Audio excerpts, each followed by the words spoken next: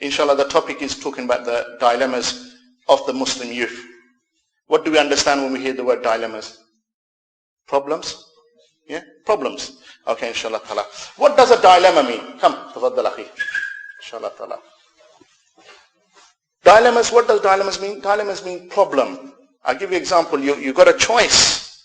Now, if one choice is easy and one is hard, is that a dilemma for you? That's not a dilemma. I mean, okay, this is the one I'm going to go for. But when you have two things in front of you and they're both calling you, take this path, take that path, and you can't decide, and in the end you think, if I choose this one, I might not get it right. If I choose that one, I might not get it right.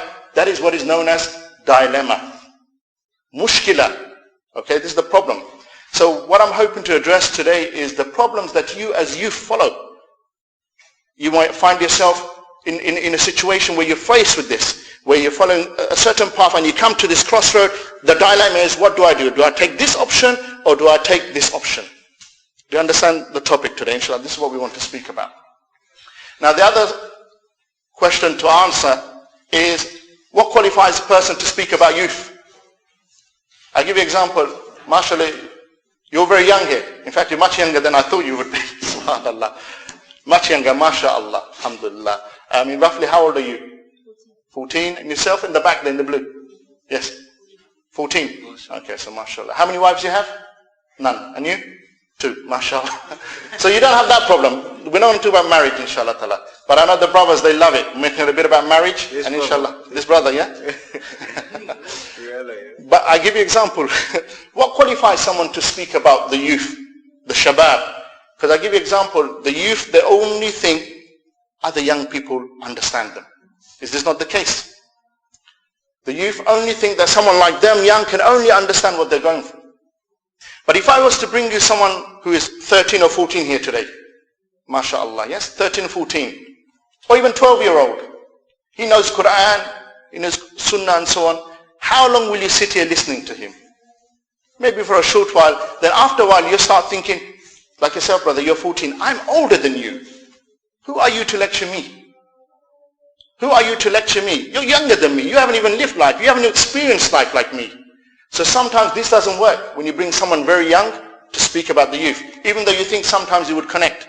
It doesn't work because advice, ad-dinun nasiha, the religion is about advice, is sometimes very difficult to take from people younger. I'll give you an example. Those of you who study, and sometimes you find maybe you think you learn even more than your parents. I'll give you an example. I'm someone who teaches in a madrasa. So when a student goes on to he memorize 2 or maybe 3 ajza of the Quran, mashallah, he's learned quite a bit of the Quran. I mean, anyone doing tahfiz al-Quran here? Memorizing Quran? Anybody else? You all, I know you should be, the youth. You should be involved in this. So you can say to this child, mashallah, what do you do at home? What do you do at home? He would say to me, I revise. I say, do you get your parents to check you? He goes, how can I get my parents to check me? I know more than even my parents now. Subhanallah. Because some parents are like this. They didn't do it in their youth, but they want their best for you. So sometimes you find that the youth, they will know more than the elders. But that youth, if he was to go to the elders and say to them, I learned this from the Shaykh today. I learned this from my ustad. What will happen? Do you think your parents would listen to you? Do you think they will take it from you? Yes. No. Maybe your parents will, mashallah. What about your parents? Would they take it from you if you were to say something? Maybe. But so usually they would think they know better than you. So that's one of the problems of the youth, speaking about the youth. But then you have the ones who are older people. I give you an example, the youth in Islam. What is the age limit? When can you call yourself amongst the shabab in Islam? What do you think? 15. Subhanallah. I've got no chance, no? In fact, some of the brothers here are 18. You're not even youth. There's a saying that the youth in Islam can be up to the age of 40. MashaAllah. Do I still have a chance? What do you think with these grey hairs? No chance. Oh, do I look young enough though? MashaAllah. That's it. I love it. MashaAllah. Tabarakallah. But the youth in Islam, the shabab, okay, in Islam, you look at the people under the age of 40. So when you find someone 25, 30, they're still considered someone from amongst the shabab, the youth. But from a technical point of view, from a point of view of looking at the responsibility, okay, we say the youth becomes someone amongst the baligh, the mature. For brothers he would be 15, so he was correct in some sense.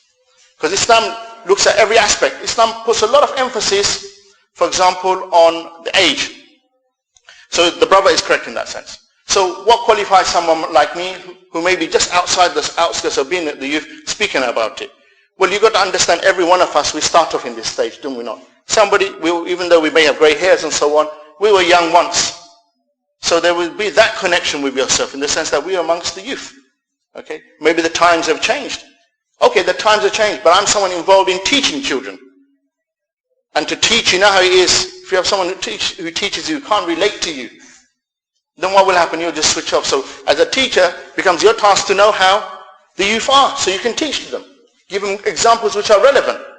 I'll give you an example. If I was to give you the example of, stay away from music, okay? And I say to you, Michael Jackson and Madonna, have you heard of these names? Yeah. But what are they? Really old examples, aren't they? But if I mention people like, what are the musicians that I should be using as examples? 50 Cent. You want to know who 50 Cent is? Okay, mashallah. These are what people use as contemporary examples and so on. So it becomes, even though you grow older, you should know what is happening around you. Like in the time when I was younger, the people were bopping away to these sort of Michael Jackson and Madonna. Now you need to know what is trying to influence the youth. Because you need to warn against this.